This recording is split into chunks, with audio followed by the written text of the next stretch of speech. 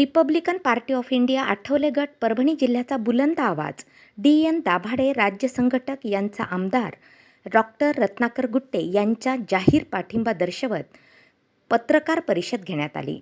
गंगाखेड विधानसभा मतदारसंघातील लोकप्रिय आमदार डॉक्टर रत्नाकर गुट्टे काका यांचा प्रचार आणि त्यांना प्रचंड मताने विजयी करा असे आवाहन करत पत्रकार परिषदेत संबोधित करत डी.एन. दाभाडे यांनी आपली प्रतिक्रिया मांडली. यावेळी रत्नाकर गुट्टे काका मित्रमंडळाचे पदाधिकारी रविभाऊ कांबळे, ॲडव्होकेट जितेंद्र सोनसळे, बंटी भैया कदम, पांडुरंग आहिरे, भीमा मल्हारे, अनिल नरवाडे, कुंदन ठाकूर, पवन दवणे, राहुल झोडपे, प्रल्हाद कदम आणि प्रामुख्याने रिपब्लिकन पार्टी ऑफ इंडियाचे जिल्हाध्यक्ष पदाधिकारी, पूर्णा तालुका पदाधिकारी यांच्यासह आमदार डॉक्टर रत्नाकर गुट्टे मित्रमंडळातील पदाधिकारी आणि कार्यकर्ते तसेच मान्यवर यावेळी बहुसंख्येने उपस्थित होते. गंगाखेड मतदारसंघातील महायुतीचे उमेदवार कर्तव्यदक्ष आमदार आता जी होऊ घातलेली निवडणूक आहे 20 तारखेला मतदान होणार आहे. या संदर्भात आज मी Republican Party of India Athawale गटाचा राज्य संघटक म्हणून या ठिकाणी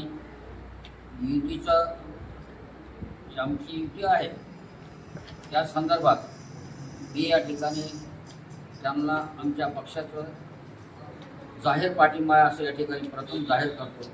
खऱ्या अर्थाने रत्नाकर गुट्टे जे हे आहेत हे कर्तृत्ववान आमदार आहे. त्यांनी आत्तापर्यंत सर्वसामान्यांसाठी व्यवस्थितपणे आणि योग्य त्यांना आपलं वरदान दिलेलं आहे कामासाठी. आणि या ठिकाणी आता जे काही बरेचसे त्यांना शब्द दिलेले आहेत की आता तुमच्या येतात जो पुराचा प्रश्न आहे तो देखील मार्गी लावण्याचं काम रत्नाकर गुट्टे यांनी आश्वासन दिलेलं आहे. या ठिकाणी तो पूर्ण होईल, पूर्णत्वाकडे जाईल. त्यांना जो शब्द दिलेला आहे तो ते आपल्या पाळतील असा माझा देखील विश्वास आहे. आणि मला त्यांना एकदम फोन करून सांगितलं की रवाडीसभ अशा पद्धतीचं आम्ही. आणि दुसरी गोष्ट या ठिकाणी बौद्ध वस्ती आहे, त्या ठिकाणी प्रत्येक ठिकाणी बौद्ध विहार आम्ही करून देऊच आणि स्मशानभूमीच्या देखील अडीअडचणी राहणार नाही. बौद्ध वस्तीला देखील कुठल्या प्रकारची स्मशानभूमीची अडीअडचण राहणार नाही असा शब्द देखील त्यांनी मला बोलताना दिलेला आहे. म्हणून आमचा आठवले गट त्यांच्यासोबत सातत्याने आमचे बौद्ध बांधव, इतर पक्ष पदाधिकारी देखील, त्याचबरोबर माझ्यासोबत PRPचे जिल्हाध्यक्ष आहेत त्यांचा देखील या ठिकाणी त्यांनी देखील रत्नाकर गुट्टे यांना समर्पणे आणि निस्वार्थीपणे पाठिंबा दिलेला आहे असं मी या ठिकाणी जाहीर. काल आपल्या पक्षाचे डॉक्टर सिद्धार्थ भालेराव सहानी होते, त्यांनी महाविकास आघाडीचे म्हणून पाठिंबा द्यायचा, काय सांगणार? सिद्धार्थ भालेराव खऱ्या अर्थाने ते कार्यकर्ते होऊ शकत. त्यांना आतापर्यंत दवाखाना चालून आपलं घरदार चालवण्याचा प्रयत्न केलेला आहे. आणि मी 40 वर्षापासून आठवले साहेबांसोबत भारतीय दलित पॅंथरच्या काळापासून आठवले साहेबांसोबत आहे. सिद्धार्थ भालेराव हे खऱ्या अर्थाने त्यांना त्यांचे बंधू ॲडव्होकेट गौतम भालेराव वारल्यामुळं त्यांना त्या म्हणजे त्याच्यामुळे ते पद मिळालं. ते खऱ्या अर्थाने कार्यकर्ते त्यांच्या गावातले जे पदाधिकारी आहेत आठवले गटाचे ते देखील त्यांच्यासोबत नाही. ते सगळे लोक माझ्यासोबत आहे आणि त्यांना समाजाशी काही घेणं देणं नाही. आता ते काय बोलून जाते, कशामुळे बोलून गेले, चुकीच्या पद्धतीने त्यांनी निर्णय घेतलेला आहे. परंतु ही शिकायत मी आमच्या नेते रामदासजी आठवले यांच्यापाशी करणारच आहे. आणि त्यांना या पक्षाची शिस्त, तर खऱ्या अर्थाने त्यांना पक्ष कशा पद्धतीने चालवा याचं ज्ञान नाही. कुठल्याही प्रकारचं आतापर्यंत त्यांना कुठलं आंदोलन केलं, कुठलं समाजासाठी कार्य केले असं मला एखाद्या ठिकाणी त्यांना दाखवून द्यावं.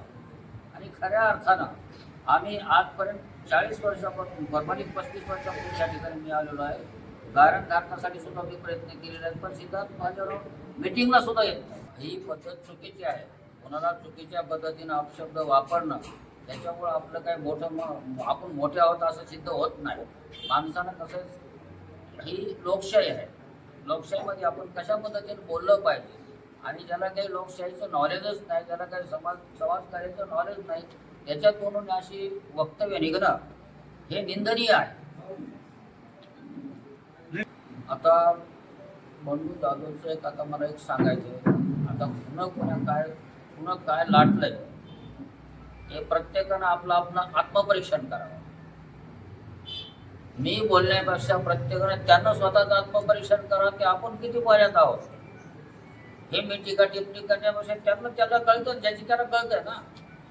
DN दाभाडेच काही शब्द वापरावेत किंवा बोलावेत अशा पद्धतीचे भाग नाही, परंतु माझे त्यांना सल्ला राहील की आपणच आत्मपरीक्षण करावं आणि मुद्दामधून काय बोलवायचं ते ठरवावं.